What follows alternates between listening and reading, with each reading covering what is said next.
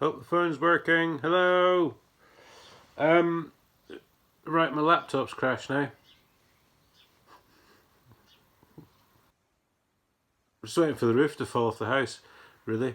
And that'll just about complete the year. Yeah, marvellous. So,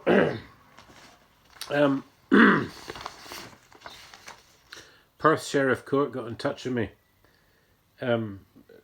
North Kent Magistrates Court have transferred the fine that I owe them. Now this is going back quite some time, 5-6 years. So I've written back to them the other day. There, they would have got it midweek to explain the fine. Of course, I didn't sign it. So, well, they did sign it, but there's no name. There's just a squiggle. So unfortunately, I've had to write back to the court. So who knows who will see that. But I'll just put here, the balance is of course unpaid as the fines were unlawfully levied. In the first instance, I received a speeding fine when the camera was placed out with the roadworks concerned. And not only are Kent Police roads liars, I seem to recall a court case being held in my absence because I was not informed it was taking place. This is what they do, you see, because they didn't want me in court. God no. I might start talking about 30 years of theft in the public purse or arms dealing and stuff like that. So they had a court case, but they didn't tell me. They wrote to me to tell me they'd had a court case and I'd been found guilty, which wasn't surprising because I wasn't there. As to the rest of the fine, I was never once allowed to give evidence in court. Indeed, being told by Judge Enright of Peterborough Crown Court that I was not to submit further evidence, not to contact the court or the court staff.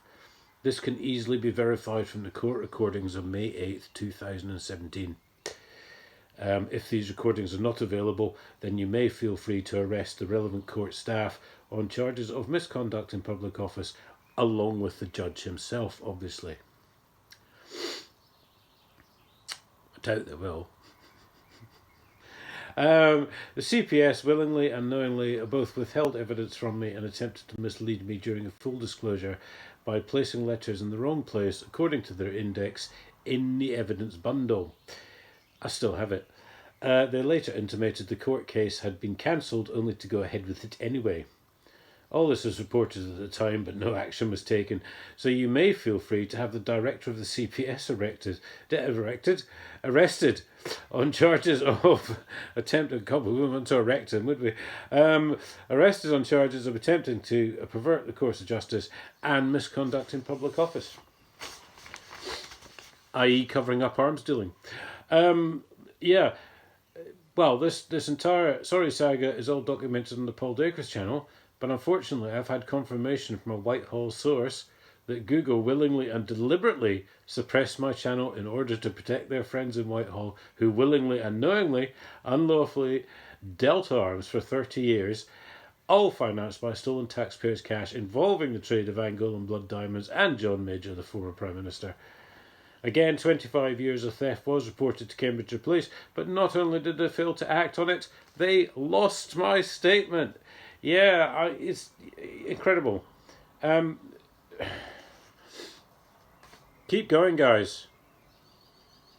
Because now, at this point, you've now indicted the Sheriff Court. If they follow up on those fines. Which they probably will. Because it's 15 years, guys. 15. I've never found an honest public servant yet.